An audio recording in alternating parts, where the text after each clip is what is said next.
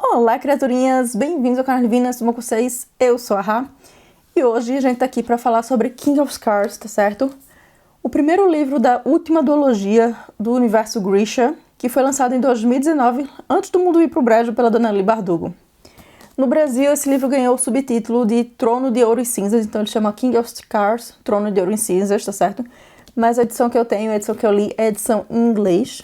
Não que isso faça lá muita diferença, porque normalmente as traduções brasileiras costumam ser muito boas. Mas então, a história de King of Scars começa 6 meses depois do final de Crooked Kingdom, que já foi resenhado aqui no canal, e 3 anos depois do final de Ruína e Ascensão, que também já foi resenhado aqui.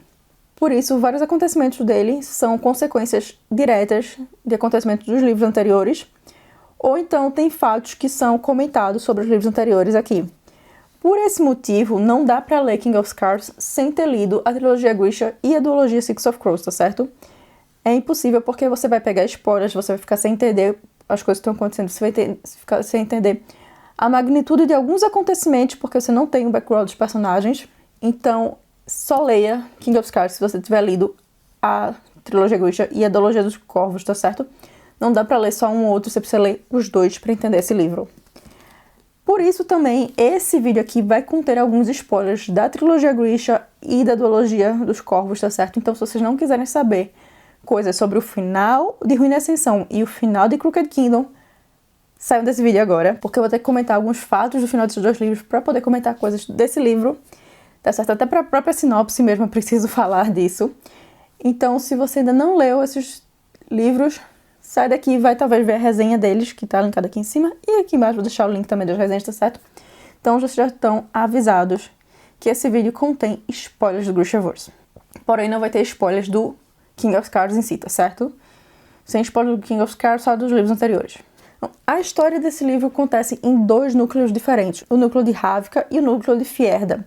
No núcleo de Ravka, a gente acompanha primordialmente Nikolai e Zoya, enquanto eles tentam manter o país nos eixos, depois de todos os problemas causados pelo Darkling e pelo desgoverno do pai de Nikolai.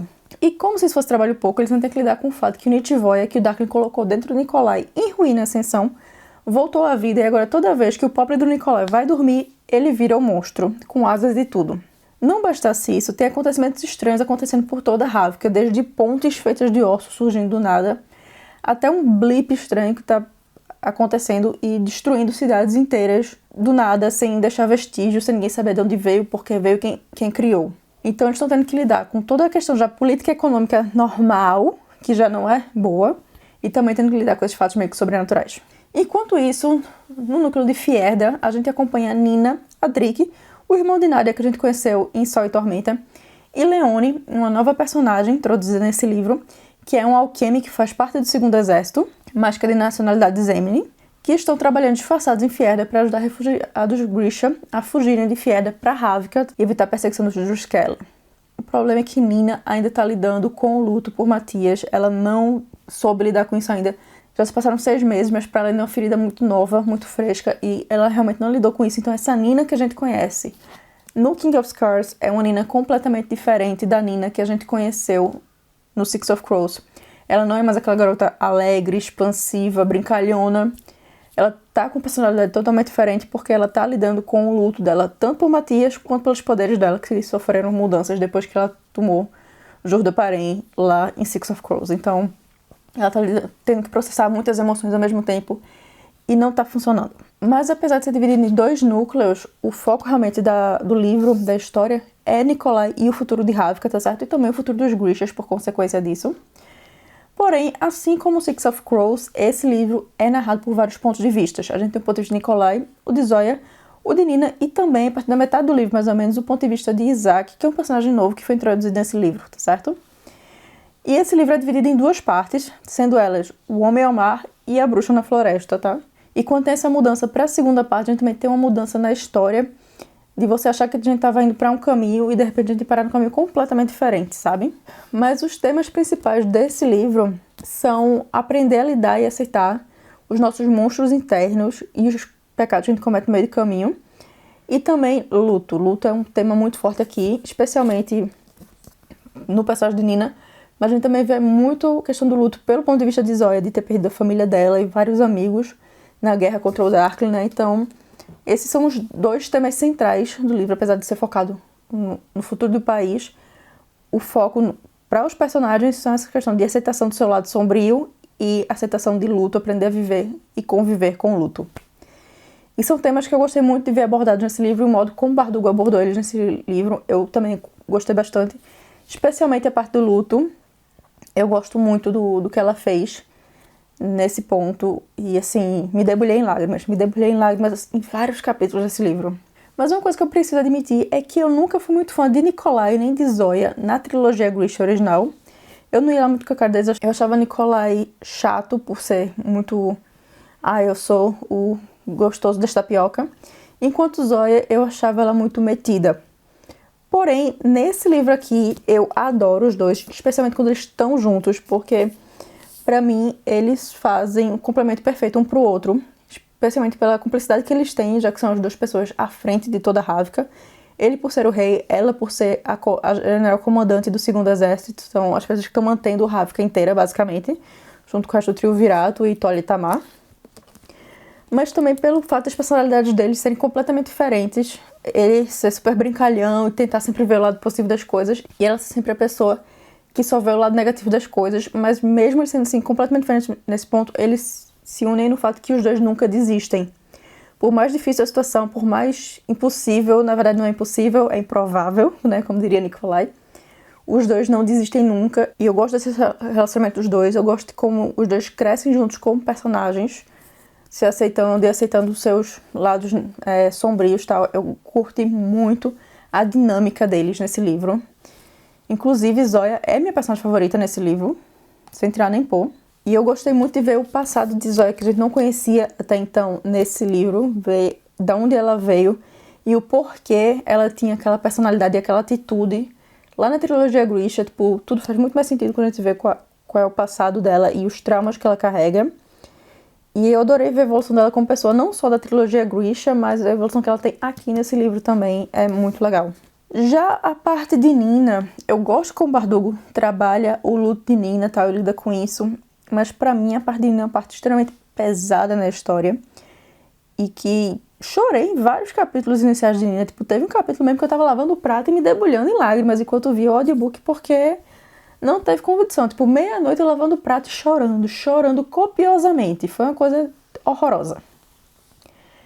E a dor dela por Matthias é uma coisa assim tão forte que eu acho que até um personagem próprio do livro é esse luto dela. Pô, é uma personagem importantíssima, inclusive, do livro. Mas o fato de os capítulos de Nina serem assim tão pesados emocionalmente, pra mim, causa um dos problemas do livro. Que pra mim é o fato de que a mudança de um núcleo para o outro é muito brusca. Não exatamente por ser uma mudança exatamente de núcleo, mas pela voz dos personagens. Porque no Six of Crows a gente tinha as mudanças de personagens, todos os 6 personagens eram bem diferentes entre si, mas era uma história contínua, que a gente estava acontecendo tudo no mesmo lugar, no mesmo ponto, para o mesmo destino. Aqui a gente tem uma coisa bem diferente, vindo do que está acontecendo em Ravka para o que está acontecendo em Fjerda. São coisas completamente diferentes, são perigos e inimigos bem diferentes, tá certo? E o fato que a gente vê da voz de Zoya e Nikolai, que apesar de não serem assim, especialmente no caso de Zoya, as pessoas mais, ai meu Deus, tá tudo lindo, tá tudo maravilhoso, são personagens que não estão com a carga tão pesada emocionalmente, que apesar de tudo ainda fazem uma piadinha aqui e outra e tal. Em Nina a gente não tem isso. Quando a gente chega em Nina, a gente chega num poço, assim, basicamente o pântano do desespero, de história sem fim, quando a gente chega em Nina. E é um baque, porque você vem, tipo, de um capítulo que termina com uma piadinha de Nikolai, para um capítulo de Nina lá, tipo, na tristeza dela, no luto dela, e você fica emocionalmente exausto. E isso pra mim foi um problema na leitura, porque eu vinha de estar imersa nos capítulos de Zoya e Nikolai e tal, pra o de Nina, e era um choque, assim, pra mim, e meio que me tirava um pouco da imersão da história por causa desse choque, do fato dela estar tão triste, dela estar com uma carga emocional tão pesada. E meio que essa diferença de voz faz que pareça que são 2 livros que ela simplesmente pegou e misturou, já que não tem uma ordem de mudança de capítulo para capítulo. Às vezes a gente tem um capítulo de Nikolai e um de Zoya, aí vai pra Nina. Às vezes a gente tem um de Zoya e volta pra Nina e tal. É uma mudança que vai acontecendo o tempo todo, sem ter uma ordem. E isso deixa difícil também acompanhar a história um pouco.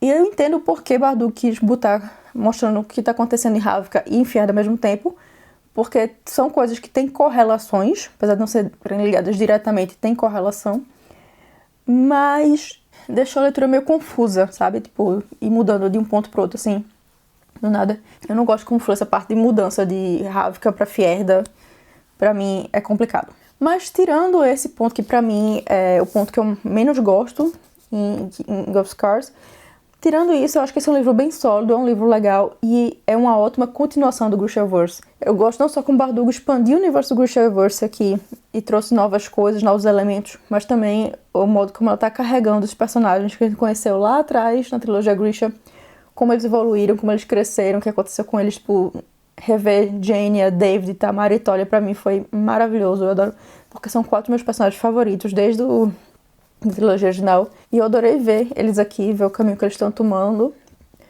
Tá? Mas uma coisa assim que eu preciso deixar clara sobre esse livro é que eu fiquei muito feliz de ter lido ele esse ano só, e não ter lido lá em 2019, quando ele saiu. Por quê? Porque ele termina num cliffhanger, assim, tipo, miserável, que se eu tivesse lido esse livro em 2019 e tido que esperar 2 anos pra Rule of Wolves sair, eu provavelmente teria arrancado meus cabelos. Porque é o cliffhanger pra terminar com todos os cliffhangers, tá certo? Se vocês acham que Six of Crows terminou no cliffhanger, vocês não viram nada perto de King of Scars. Nada. Mas é isso, agora eu quero saber de vocês. Vocês já leram King of Scars? O que é que vocês acharam do livro, tá? Vocês gostaram ou não? Me conta aqui embaixo. Também me conta qual a sua cena favorita do livro. Eu não posso falar com a minha porque ela é um spoiler gigante, tá certo? Mas eu acho que boa parte talvez imagine que seja cena parecida. E lembrando que semana que vem vai ter a resenha de Rule of Wolves aqui no canal, tá certo? Então fiquem ligados, já tô começando a trabalhar até no texto dessa resenha. E se você gostou desse vídeo, deixa aquele seu like aqui embaixo. Se você não é inscrito ou inscrita aqui no canal, se inscreve para não perder os próximos vídeos. Assine o sininho das notificações para receber aviso toda vez que tiver um vídeo novo. E se você puder compartilhar esse vídeo nas suas redes sociais, eu agradeço bastante, porque isso ajuda o canal imensamente, tá certo? E falando em redes sociais também, lembra de me seguir nas minhas redes sociais, que estão aqui os meus handles, e aqui embaixo na caixa da descrição do vídeo tem os links para todas as minhas redes sociais, tá certo? Que lá vocês podem acompanhar os bastidores do canal, ver o que é que eu tô lendo, o que é que eu tô assistindo, que música eu tô ouvindo, conversar tocar comigo sobre os livros que eu mostro por lá e tal, e também ver o que é que eu ando fazendo da vida aqui na Estônia, tá certo? Por hoje é só, eu fico por aqui e vejo vocês no próximo vídeo. Tchau!